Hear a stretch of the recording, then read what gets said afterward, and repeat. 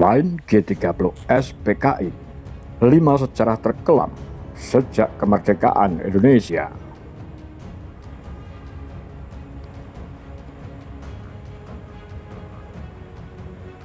"76 tahun sudah Indonesia merdeka. Selama itu pula, bangsa ini telah melewati berbagai peristiwa bersejarah. Sayangnya, tidak semua kejadian tersebut meninggalkan suka. Beberapa di antaranya menjadi kenangan kelam dalam sejarah tanah air dan terutamanya masyarakat yang terdampak.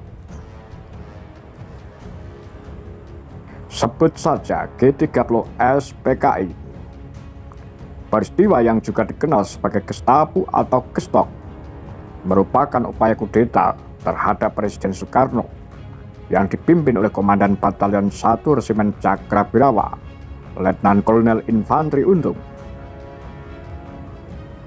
Persoalannya, peristiwa tersebut tidak hanya membuat 7 anggota TNI Angkatan Darat kehilangan nyawa. Lebih dari itu, ia juga berbuntut pada sebuah operasi yang dikenal dengan Operasi Penumpasan G30S yang dipimpin oleh Panglima Kostrat dengan bantuan beberapa pasukan seperti Divisi Siliwangi, Kavaleri dan RPKAD, Resimen Para Komando Angkatan Darat di bawah pimpinan Kolonel Sarwo Edi Wibowo. Namun demikian, tidak hanya G30S PKI yang masuk dalam daftar peristiwa kelam yang pernah terjadi di Nusantara. Sejumlah peristiwa berikut pun turut menjadi kenangan buruk bagi bangsa ini. Pertama, pemberontakan PKI Madiun. Pemberontakan yang terjadi pada 18 September 1948. Adapun alasannya yang melatar belakangi terjadinya peristiwa ini adalah kedekatan Amir Syarifuddin dengan tokoh PKI, Musso, dan cita-citanya dalam menyebarkan ajaran komunisme di Indonesia. Jatuhnya kabinet Amir Syarifuddin akibat ditandatanganinya perjanjian Renville yang merugikan Indonesia. Kemudian, program pengembalian 100.000 tentara menjadi rakyat biasa dengan alasan penghematan biaya. Untuk mengakhiri pemberontakan, Soekarno kala itu lantas memperlihatkan pengaruhnya dengan meminta rakyat memilih Soekarno-Hatta atau Musso Amir. Di sisi lain, Panglima Besar Sudirman juga memerintahkan Kolonel Gatot Subroto di Jawa Tengah dan Kolonel Sungkono di Jawa Timur guna menjalankan operasi penumpasan dengan dibantu para santri. Kedua, kerusuhan Dili, November 1991, insiden Santa Cruz. Dikutip dari Tempo, pada Oktober 1991, sebuah delegasi yang terdiri dari anggota parlemen Portugal dan 12 orang wartawan dijadwalkan akan mengunjungi Timur Timur. Namun rencana itu dibatalkan karena pemerintah Indonesia keberatan atas rencana kehadiran wartawan Australia yang mendukung gerakan kemerdekaan Fretilin. Jill Joliffe sebagai anggota delegasi itu tak pelak keputusan itu menyebabkan kekecewaan mahasiswa pro kemerdekaan yang berusaha mengangkat isu-isu perjuangan di Timur Timur. Puncaknya, pada 28 Oktober, pecahlah konfrontasi antara aktivis pro-integrasi dan kelompok pro-kemerdekaan yang pada saat itu tengah melakukan pertemuan di gereja Motael Dili. Afonso Henriquez dari kelompok pro-integrasi tewas dalam perkelahian dan seorang aktivis pro-kemerdekaan. Sedangkan Sebastio Gomez yang ditembak mati oleh tentara Indonesia. Lalu pada 12 November 1991, para demonstran mengadakan aksi protes terhadap pemerintahan Indonesia atas prosesi penguburan Sebastio Gomez. Namun saat memasuki kuburan, pasukan Indonesia justru mulai menembak. Sebanyak 271 orang dilaporkan tewas, 382 terluka, dan 250 menghilang. Pembantaian ini disaksikan oleh 2 jurnalis Amerika Serikat Amy Goodman, dan Alan Nairn, serta terekam dalam pita video oleh Max Stahl. Video itu lalu digunakan dalam dokumenter First Tuesday bertajuk In Cold Blood, The Massacre of East Timor.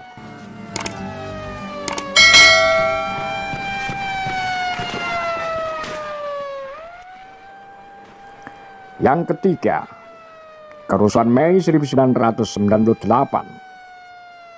Dilansir dari Tempo, kerusuhan Mei 1998 merupakan pelanggaran hak asasi manusia atau HAM secara besar-besaran.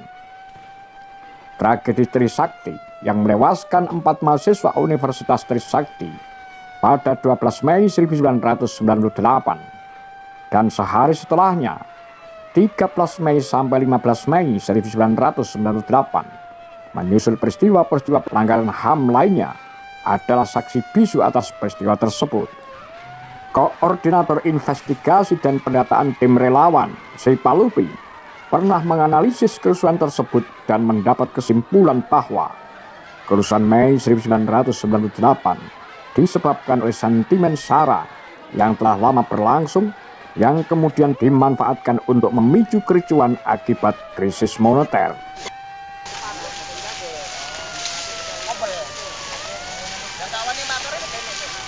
Kalau tidak dibakar, Pak, suatu saat dia kembali lagi kan.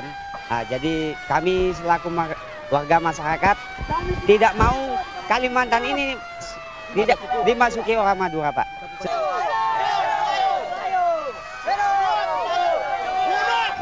Yang keempat, konflik Sampit 2001. Konflik Sampit yang terjadi pada awal 2001 ini juga melibatkan unsur SARA. Kegaduhannya dimulai di kota Sampit, Kalimantan Tengah, namun kemudian meluas ke seluruh provinsi, termasuk ibu kota Palangkaraya. Namun demikian, dalam bukunya Perang Kota Kecil, Kekerasan Komunal dan Demokratisasi di Indonesia oleh Gary Van Klinken mengatakan bahwa konflik tersebut tak lepas dari persoalan sosial ekonomi lokal, seperti kompetisi antara penambang emas. Hutan-hutan Kalimantan Tengah telah lama menjadi wilayah perbatasan yang tak mengenal hukum, dan ketegangan-ketegangan itu baru membantu memastikan agar kelompok-kelompok pekerja etnis kadang-kadang bentrok dengan satu sama lain.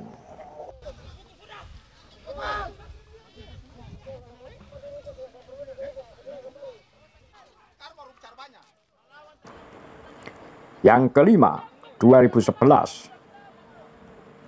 Kerusuhan ini diawali oleh bentrokan antar warga di kota Ambon, Maluku. Dua kelompok massa diketahui saling melempar batu, memblokir jalan, dan merusak kendaraan di sejumlah titik di Ambon, hingga mengakibatkan 7 orang tewas, lebih dari 65 orang luka-luka, dan ribuan orang mengungsi. Sementara itu, dikutip dari crisisgroup.org, kerusuhan ini dipicu oleh kematian seorang tukang ojek yang melibatkan unsur SARA.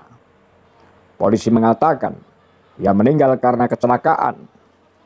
Tetapi berdasarkan jenis lukanya dan beberapa faktor lain, keluarga yakin ia dibunuh. Pesan-pesan SMS bahwa ia telah disiksa dan dibunuh pun ramai beredar. Lalu saat almarhum dimakamkan dan ratusan pelayat meninggalkan pemakaman, kerusuhan pun meletus. Apa pendapat Anda? Demikian kura-kura Takar Lambe Sunda.